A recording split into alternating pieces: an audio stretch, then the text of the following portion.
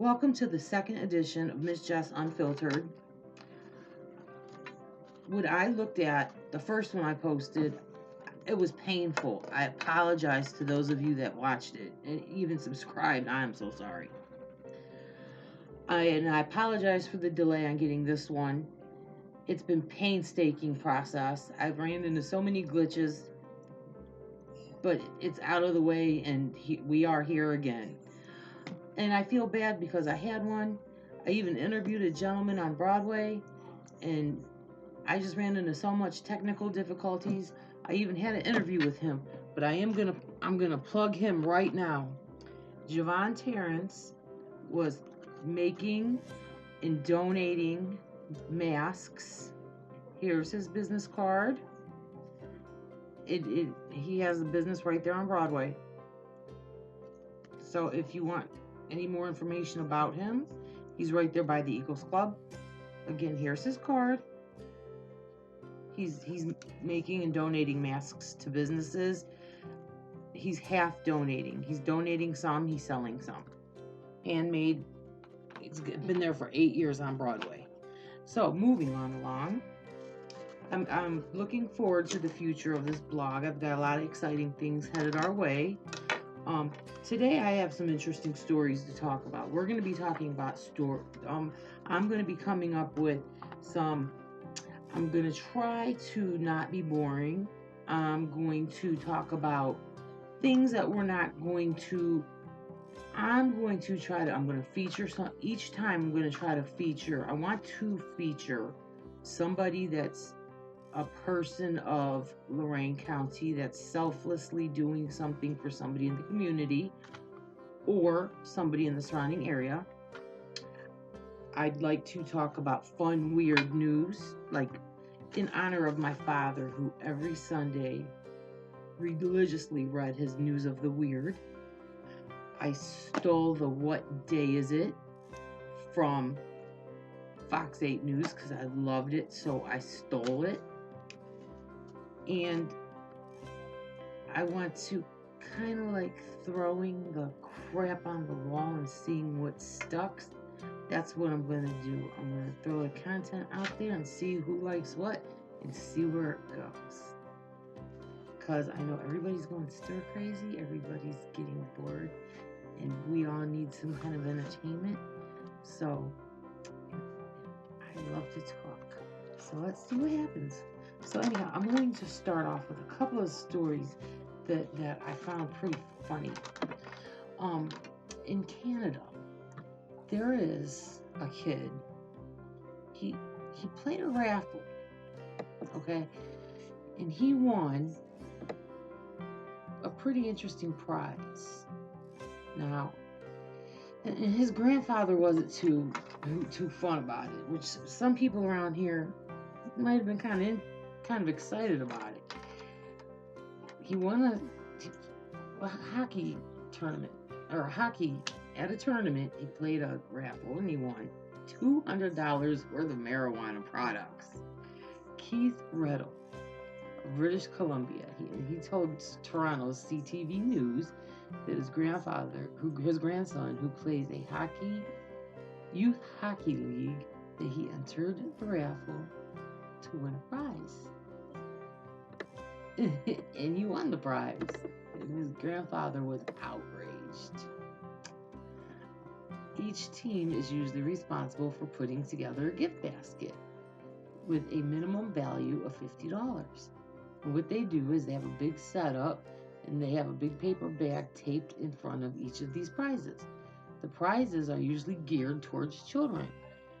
So the grandson had put his tickets in a particular bag. The family was later notified that he won $200 worth of pot.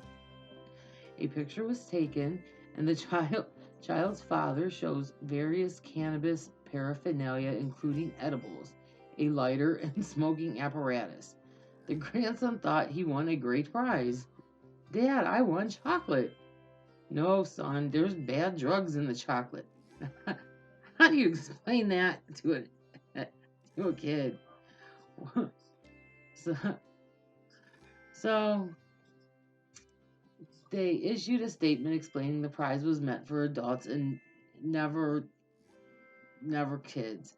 The product did not appear on the donation table, only the photo and the list of the items that were contained. The product was never actually there in Reach Out to Children. The police, he called the police, and the cops said, this is no place for drugs at a child's hockey tournament. And the association they updated their policy, and it doesn't say if the kid ever got a different prize or if any arrests were made. It just says it said that it never says if the problem was rectified.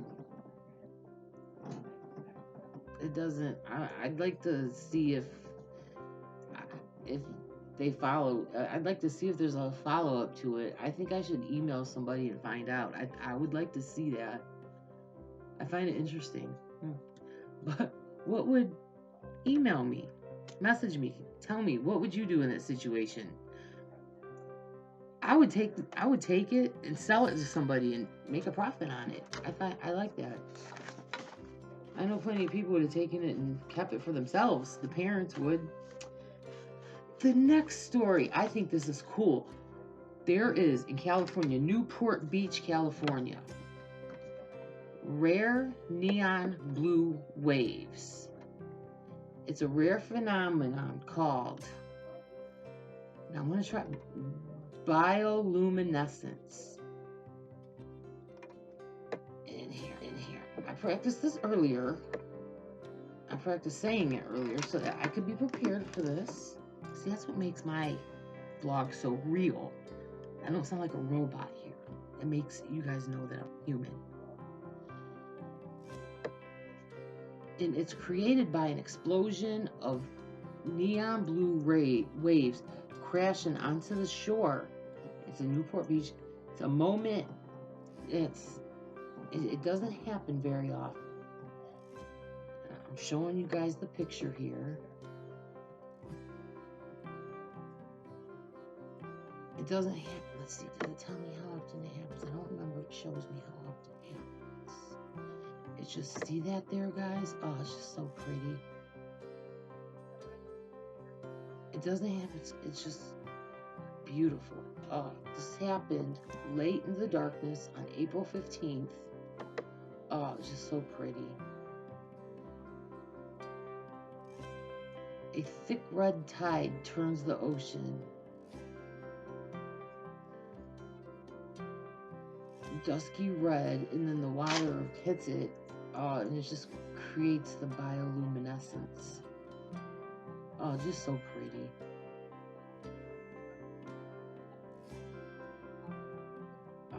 Just look at how pretty that was.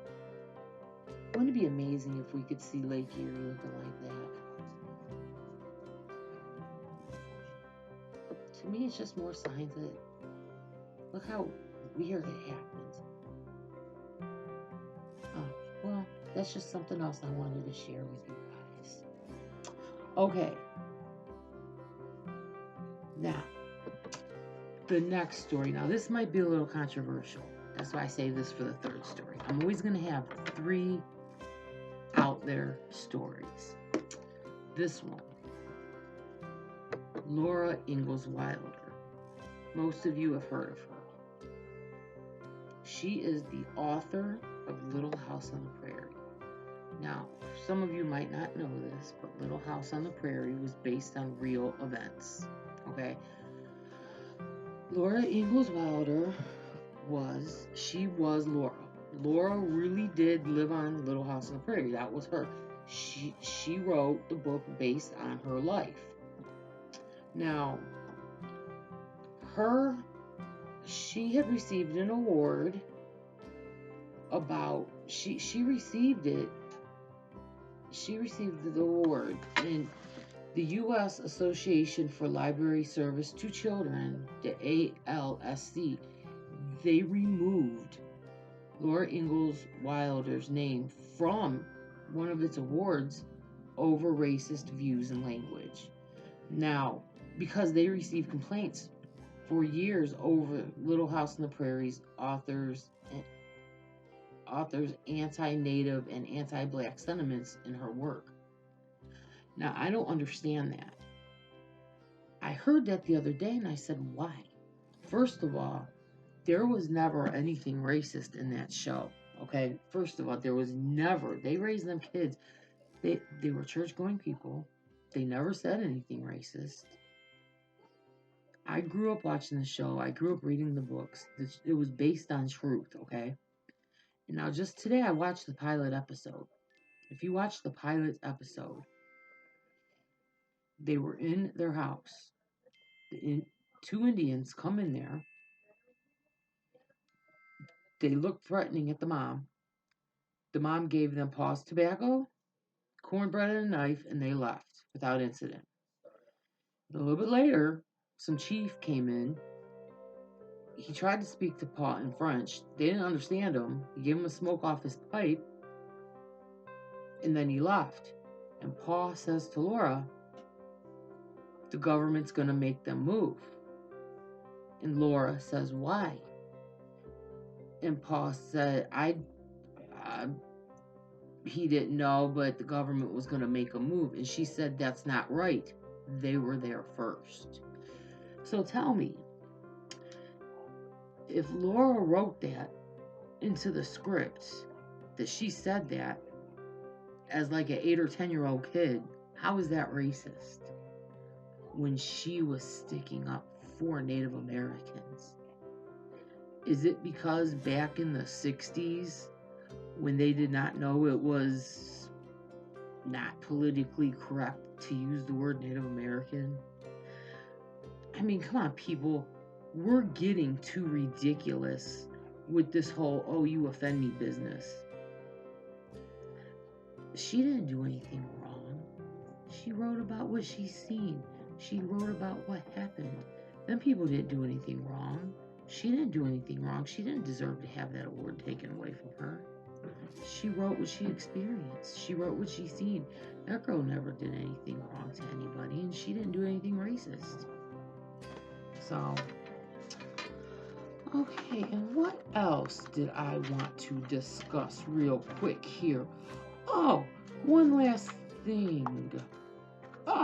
This virus business.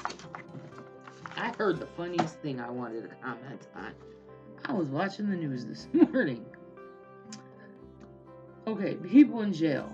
They're worried about getting this coronavirus. Maybe I'm just mean. This dude, and they made it a point to note that he was in jail for domestic violence. Okay, so that means he beat the crap out of his wife or girlfriend. Went to jail for it. And they asked him if he was worried because he, had a coronavirus scare. And I don't know if, like I said, I could just be being mean, but they're like, are you worried about getting it? Well, oh yeah, I'm worried about it. Now, don't beat up your girlfriend. Don't beat up your wife or kid. And you don't have to worry about being in jail to get coronavirus. Really? Okay. Well, folks,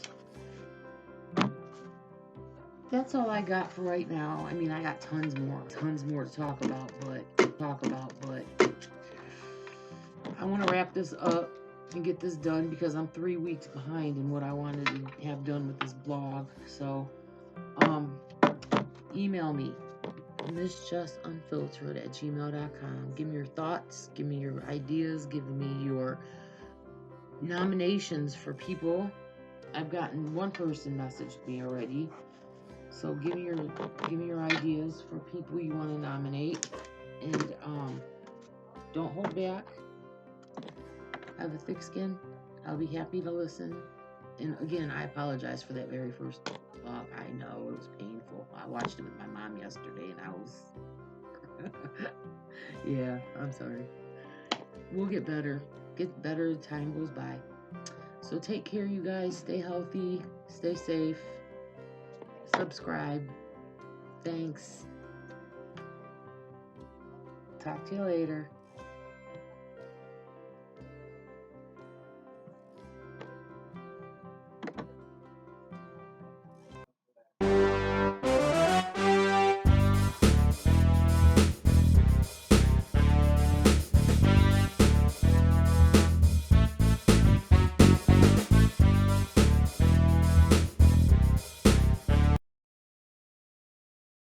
What? What day of the week is it? Tuesday. Thank you.